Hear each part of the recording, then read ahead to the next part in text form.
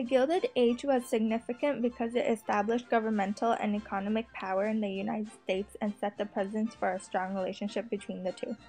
The relationship between the government and economy allowed for the nation to grow as a power, but not without difficulty.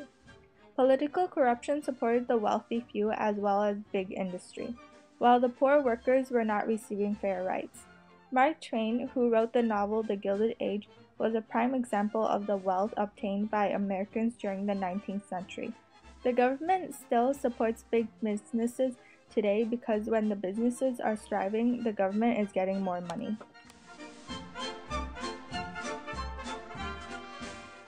The relationship between the government and business has been called laissez-faire. People believe that the government interference with business has no beneficial effects.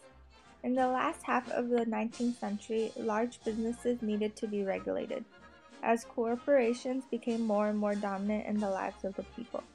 Because of this, the laissez-faire was impractical. Business-labor relations often turned into bloody fights between business owners, managers, and workers who served them. Because this was unavoidable, the government had to take on the burden of regulating the workplace, but this did not happen until the beginning of the 20th century. It was the common boundaries between the government and the economy that dominated the political life of the Gilded Age, and it has continued since then.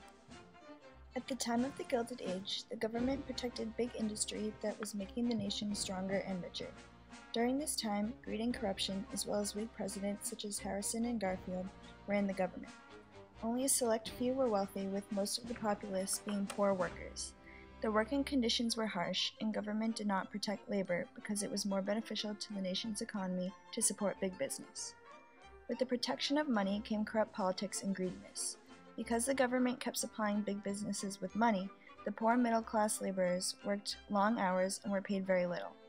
They eventually took action by forming unions and causing strikes after their wages were cut and new technology was being used. These unions included the Knights of Labor and the American Federation of Labor, which went on strike to protect their rights.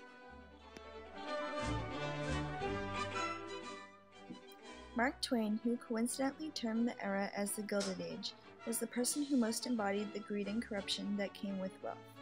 His novel was about big business, schemes to get rich quick, and political corruption, demonstrating how people could not overcome greed and immorality.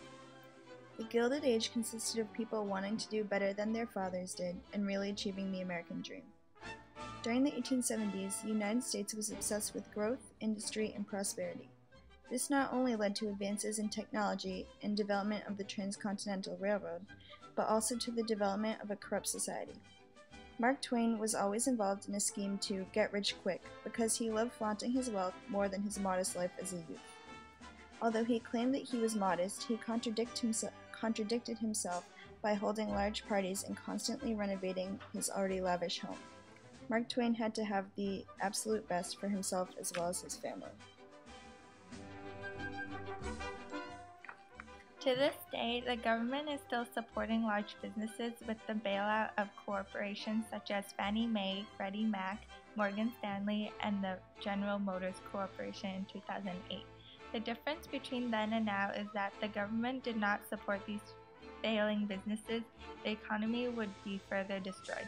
Today, the government is also giving more benefits to unemployed workers as well as workers with low wages, although the strong desire for money and power that emerged during the Gilded Age can still be seen today.